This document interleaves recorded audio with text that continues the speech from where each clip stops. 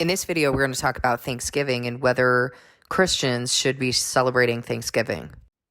In a previous video, I talked about whether or not Christians should be celebrating birthdays. And one of the things that I mentioned is that there are plenty of accounts in Scripture in which people are celebrating different milestones and different achievements. And the big argument against celebrating birthdays is that there are two examples in Scripture in which wicked men were celebrating their birthdays. Well, association doesn't necessarily mean that the thing that they're doing is wicked. I mean, wicked men brush their teeth every day. Does that make that a pagan practice too? It's really a logical fallacy to condemn someone for doing something just by association. We need to look a little deeper into the word. And as we look a little deeper into the word, we see that Job's children observed and celebrated their birthdays. And Job was considered a righteous man, blameless before God, managed his household well. And so there's no indication in Scripture that a birthday is a bad thing. There have become pagan practices and traditions that have been adapted into celebrating birthdays, and I think we need to be mindful of that, such as blowing out candles and making a wish. I mean, who are you making a wish to? That's not a practice we should be teaching our children. It's not a practice that we should be observing, but children are a blessing. A baby is a blessing. A birth is a blessing. And so it's absolutely right that we should celebrate a birth. We don't celebrate it as a holy day, but we can celebrate it as a celebration and a thanksgiving to God. I believe that these burdens that cults like Jehovah's Witness and others are placing on people with regard to certain holidays, not with regard to Christmas or Valentine's Day or St. Patrick's Day or these other pagan holidays that are lifted up to false gods. Those are pagan holidays, and they are pagan because they're lifted up to false gods and venerated saints. And because the Catholic Church just decided to go and they conquer a territory and they take their false gods and venerate them as saints. And now that becomes some sort of holiday, and those false gods become something that we're lifting up on that holiday. That is problematic. But to observe a day like a birth, a milestone, an achievement, an accomplishment, there's nothing wrong with that. And one of the things that I see here with regard to Jehovah's Witnesses is that they say that they don't celebrate holidays or events that honor people who aren't Jesus. Well, David, when he was crowned king, celebrated that and observed it to God. It is perfectly right that you are celebrating your birth, your child's birth, others' births in a correct way by celebrating that to God in thanksgiving and acknowledgement. Perfectly right that you're doing that. That does not mean that you cannot celebrate something that has been given to you by God and celebrate it to Him.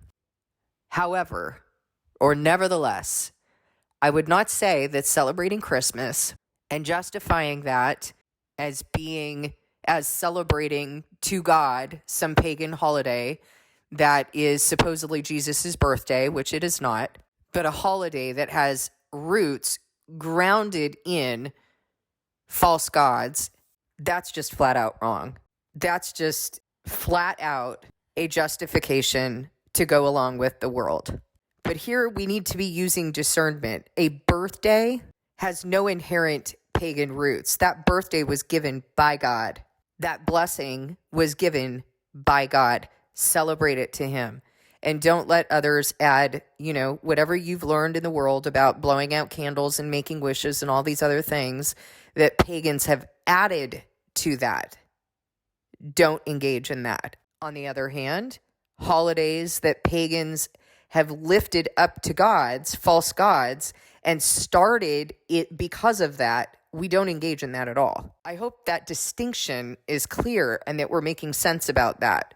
Now let's talk about the holiday of Thanksgiving. This is not a holy day. We're not talking about holy days.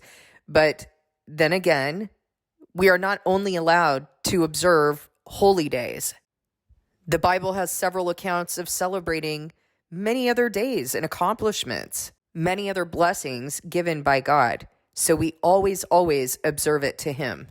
Now, look, over the years, there have been so many distortions regarding Thanksgiving. But the bottom line is, people were escaping religious persecution when they came to America.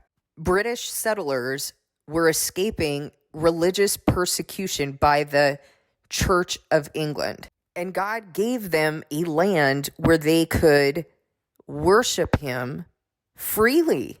We see this precedent in Scripture. We see that God also said to Pharaoh, "Let my people go so that they can worship me." And Pharaoh wouldn't let him go. And what was God's intention? He wanted to bring them into the land that he had promised so that they could worship him freely, so that they could be prospered and blessed by him for obedience. And he delivered them out of the hands of Pharaoh, made a name for himself, brought them into the wilderness, taught them how to be his people. He made a way for them to be able to worship him freely and to be established in his name. And he did that again for the settlers. You want to talk about oppression and persecution and the so-called Christianizing and colonizing and conquering of territories and making indigenous people their slaves? Well, let's talk about what the Catholic Church did. We need to get our history correct and understand, what are we talking about when we're talking about this so-called Christianizing of people? That has always been the Catholic Church. That has always been the Catholic Church doing that. They were also the ones bringing over slaves from Africa. Who sent Christopher Columbus? That was Queen Isabella. And why did Queen Isabella send Christopher Columbus? I believe he petitioned her for 3 years straight to fund his voyage. And Spain was nearly bankrupt. And so he had promised that he was going to make them money. And that was his intention. And when he saw the Native Americans, he thought they'd make good slaves. And Catholicism completely backed him up. So we start to have this mixing of history and incorrect reporting of history regarding white people doing all of this. This was Spain. And the settlers that were represented during Thanksgiving were from England. 127 years after Christopher Columbus. And it seems like, depending on whatever political agenda is at play, the narrative keeps changing. And so every year we have the myth of Thanksgiving. People hate Thanksgiving because they associate it with oppression. Thanksgiving is associated with people who were fleeing religious persecution. They were provided a land by God so that they could worship him correctly, as he desired, in truth and in the Spirit, without the harsh and satanic burdens of the Church of England. You want to talk about oppression and persecution, you need to go research Christopher Columbus and his crew and where they came from. You want to understand who was doing that? You need to take a look at where Catholicism was at that time. What were they doing? Because one of the things that they love to say is, well, we were a product of the time. No, they created that. They were in power. And they like to act like they were a victim of some bigger power. No, they were the power that was establishing that. Oh, that was a time when it was the norm to Christianize. No, that was not the norm. That's what they were doing. Conquering, making people slaves, taking away their land, taking their gold, using them to show them where the resources were. That's what was going on. That is not what the Pilgrims were doing. And what is this continual narrative about white people? Why is this always being made to be a race thing? Well, I'll tell you why. Because as long as it's a race thing, it's not a spiritual thing. Because the minute you start looking at it as a spiritual issue, you're going to start looking at what are the groups of people who we're oppressing. That is the reason why there's so much race propaganda right now. Why it is that different groups of people are being separated by race and indoctrinated to believe all of this race propaganda. Because as long as you think it's a race thing, you'll never look at it as a spiritual issue. God has not told us to look at it as a race issue. He has told us to look at these things as a spiritual issue, to be aware of Satan's schemes, to understand that we do not wrestle against flesh and blood, but against principalities, against powers, against the rulers of the darkness of this world, against spiritual wickedness in high places.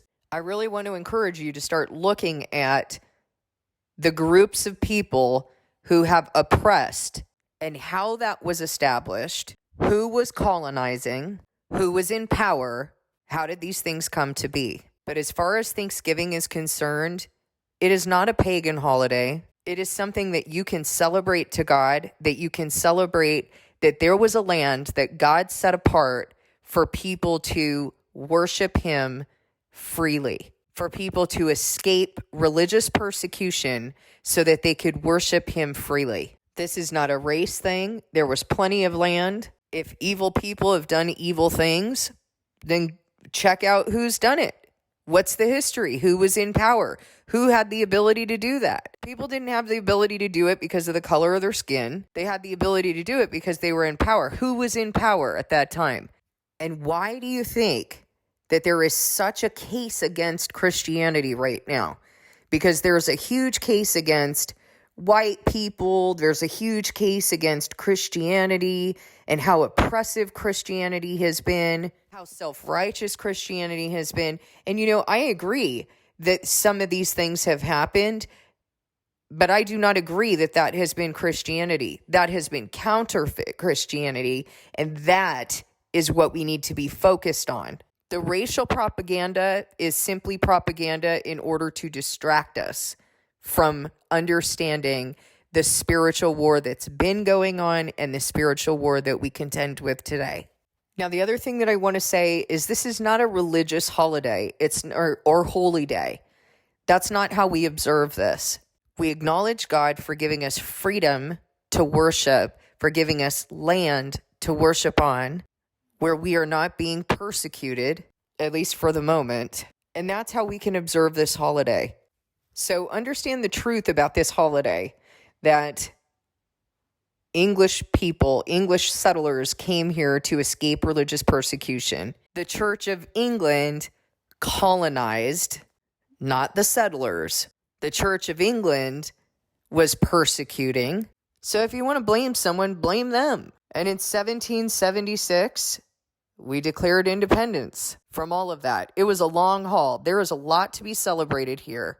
And I'm going to keep celebrating this holiday. It's not a pagan holiday. This was a long haul. And it is something that God gave his people. And there is nothing that any of us have to be ashamed about with regard to this holiday. The shame is on that church.